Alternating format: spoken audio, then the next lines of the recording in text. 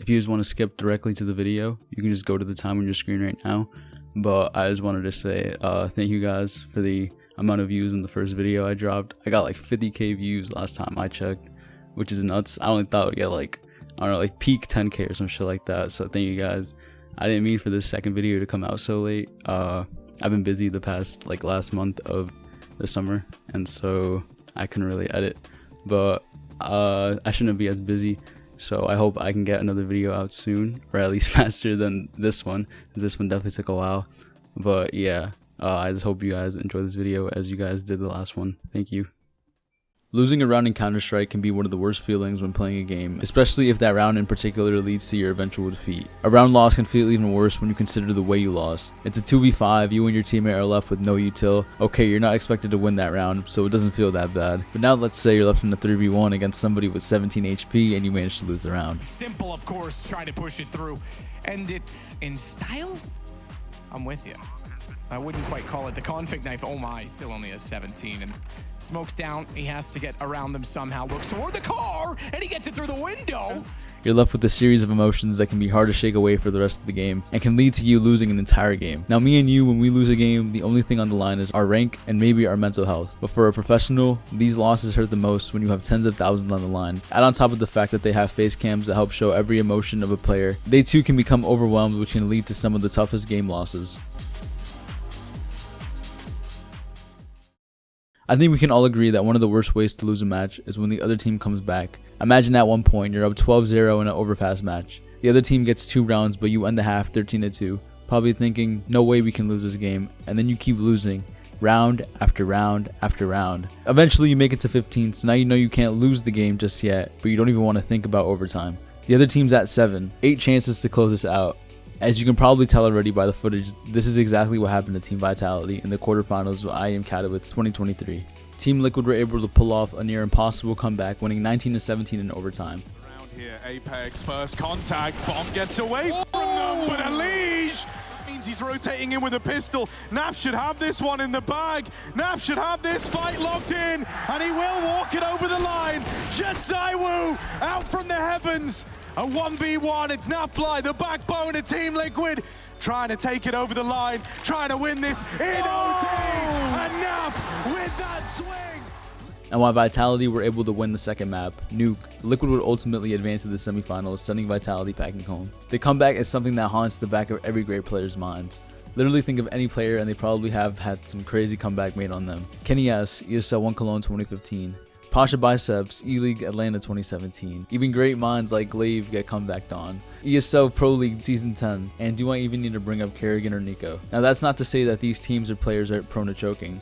Vitality clearly have gotten over this slump and have gone on to win the last major and IEM Rio 2023.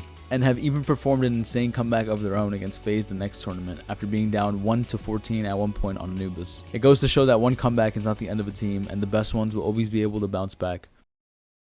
While losing to a comeback hurts, what also hurts is losing a failed comeback. All that energy, all that time you just spent trying to claw your way back from the bottom was for nothing. It probably hurts more than losing to a comeback, to be honest, because this time you're on the receiving end, and you're probably thinking that if you were going to lose anyway, you may as well have done it early on instead of wasting an additional 40+ minutes in a game that was going to yield the same outcome. If you play and face it, you probably know the feeling of making it to overtime, just to miss the mark right at the end. Losing in 1 overtime is bad enough, but imagine losing after 5 overtimes just like FaZe Clan did against ENT at IEM Dallas. ENT weren't dominating FaZe by any means, but at one point they were up 13-9, clearly in favor of winning the match. FaZe took the lead 14-13, but ENT managed to secure map point first before Kerrigan pulled off a fake that helped kick off overtime 1 out of 5, in which the two teams put on a contender for match of the year. Once again gets a massive multi-kill, and it is Loki who thrusts himself into the clutch. He knows you're in his temple, you're in his home, and he is going to look for you. Oh! Multiple clutches from both teams, multi-frags coming from either side. They practically played 2 whole games of Counter-Strike on 1 map alone, and this was already after hours of playing 2 previous maps, so both teams I would imagine are mentally exhausted. Their IGLs have probably exhausted their scrapbook and are just freestyling it every round. The game is built up to this round right here. Round 57, FaZe on T side, they are beginning to take over the A site.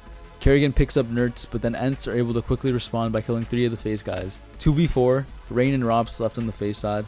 RAVE is able to pick up the 2 players on A, evening out the odds. Bomb goes down, and Rain eliminates Snappy, turning a 2v4 into a 2v1 in favor of FaZe. 28-28. This round could be the deciding factor either side needed to end this game. Senpai is left on his own, he finds ROPS, and before you know it, it's a 1v1. Rain tries to use his flash to blind Senpai, but he's able to dodge it before it even pops, and just like that, ends practically ended the game right there, as FaZe wouldn't win another round after this. A tweet made by FaZe's captain shows just how bad a loss like this can feel, but thankfully his buddy Twist was there to remind him that CS is a team game, and that he isn't to blame for their losses.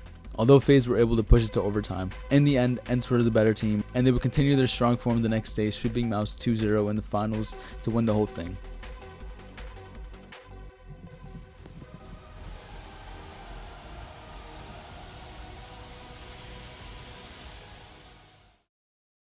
Losing a round to a full eco can be one of the most tilt-inducing ways to lose a round in my opinion, because on paper, you should never be losing full ecos.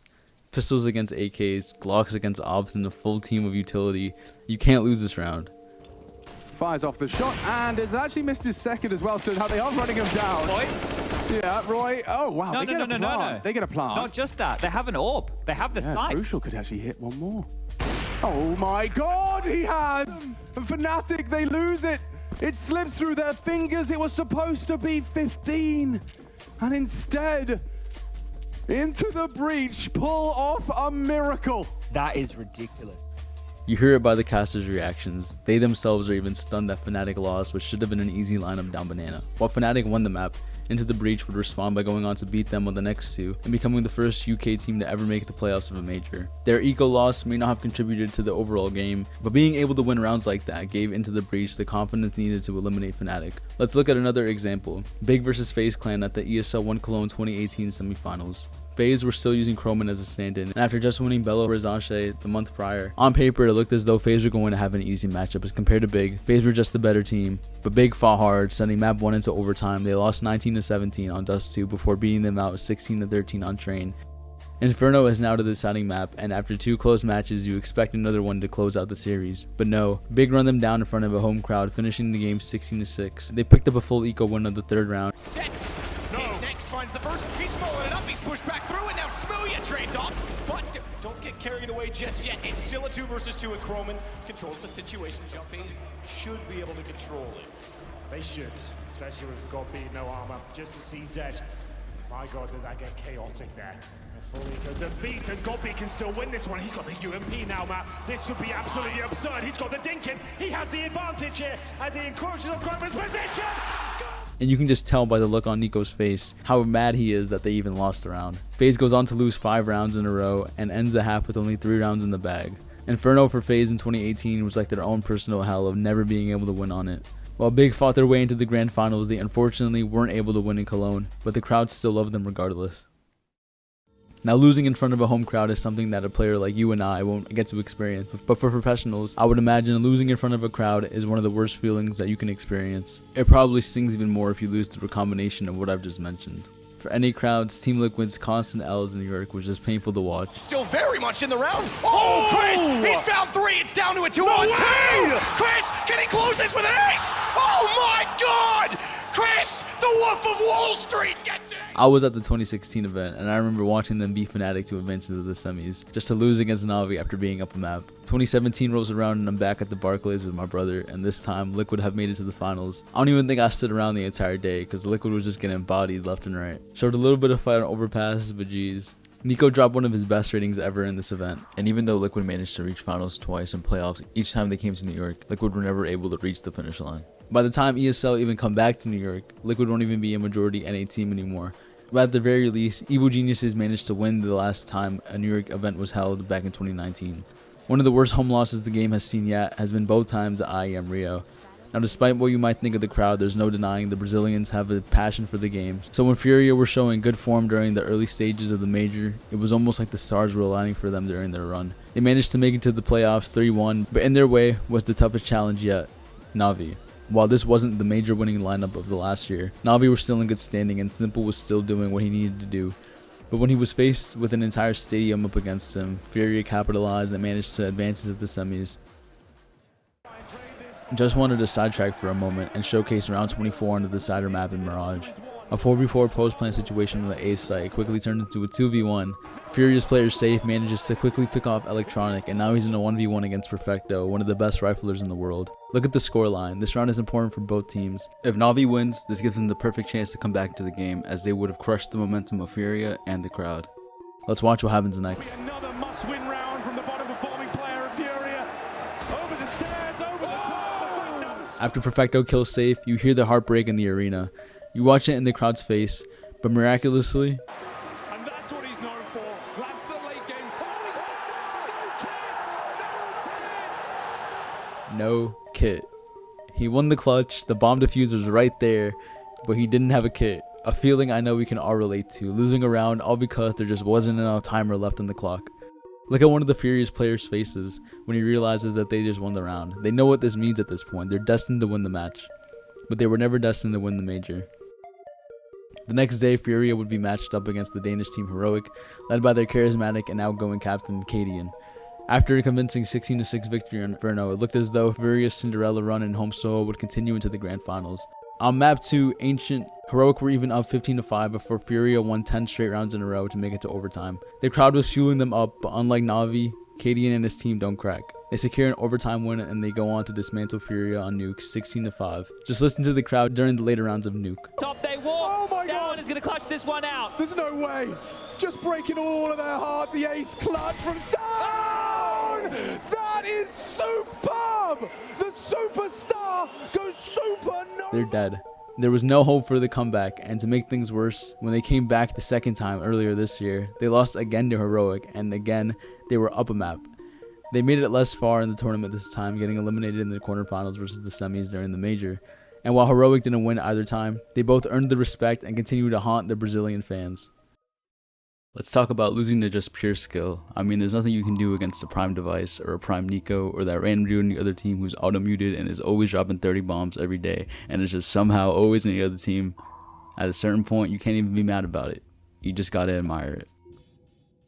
And then there's losing like G2 in Berlin. You have device lurking Hello, in ramp Amanek. room. Wait, He's the only one with the kit. What are they doing? They're not finding the bomb. No. no one's No, no, defusing. no. Oh, There could be please God. absolutely no way. This can't be real. Oh, No, G2. holy sh... Or CLG versus Red Reserve. 16-12, they win out the series in a 2-1 fashion. It was lengthy, but it was... No. Oh.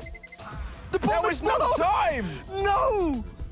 Or talking about Kerrigan earlier, the classic. The bomb pass can take 5 seconds alone. He's gonna go for it behind the fountain. Kerrigan just gonna charge him down. He's gonna miss quite a few pistol shots. Kenny S, he picks up the kill! Kerrigan should not have, but then he gets the second! Kenny S clutches the round! There's so many emotions that come with winning and losing a Counter-Strike match. Nobody likes losing, but everybody loves the high of winning.